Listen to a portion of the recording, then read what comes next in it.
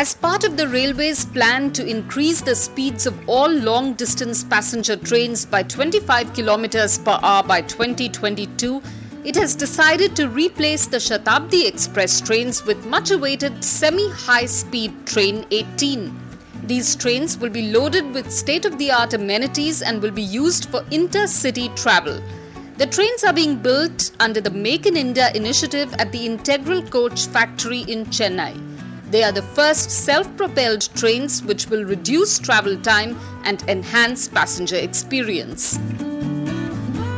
PV Sindhu, who shot to fame with her performance at the Rio Games in Brazil in 2016, has been listed by Forbes as one of the top 10 highest paid female athletes.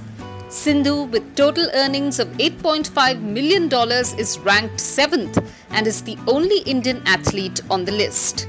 According to Forbes, Sindhu earned $500,000 as prize money and the rest $8 million through endorsements.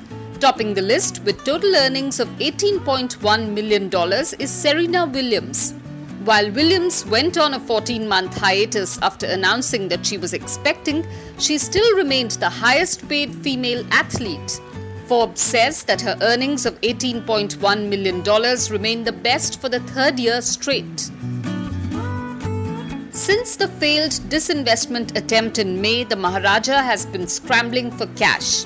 The buzz earlier was that Air India had asked for a Rs 30,000 crore fund infusion plan after the Civil Aviation Ministry reportedly sought Rs 11,000 crore bailout package for the beleaguered airline. But post-rejection from the government, at least on the former, the national carrier is now in dire straits and in urgent need of a cash infusion. According to the Economic Times, Air India is on the brink of defaulting on bank loan repayments, so the Aviation Ministry has sought Rs 500 crore from the Finance Ministry on an urgent basis. India will not accept relief assistance from foreign governments for the flood-ravaged state of Kerala, the government has said, following offers of aid from Qatar and the United Arab Emirates, as reported by Reuters.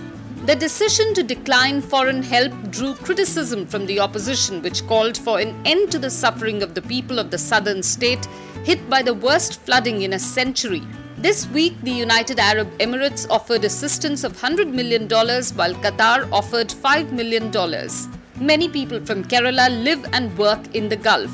Kerala's Finance Minister Thomas Isaac said on Twitter the central government should compensate the state for refusing foreign aid.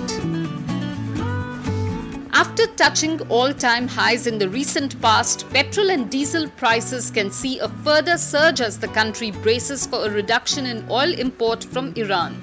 The US sanctions on Iran will have direct impact on petrol and diesel prices in India, which imports around 80% of its oil requirement.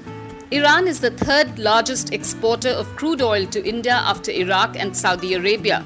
As the US sanctions against the Gulf country come into effect on November 4th, a supply shortage could spike the crude oil price to as high as $100 a barrel, according to a Bank of America Merrill Lynch report published in May.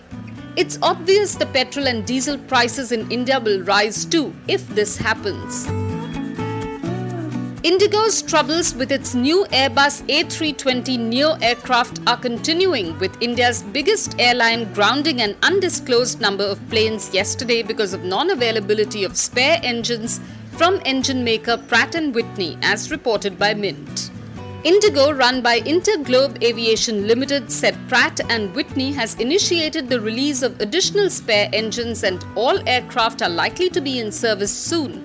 However, the airline did not disclose the number of planes affected.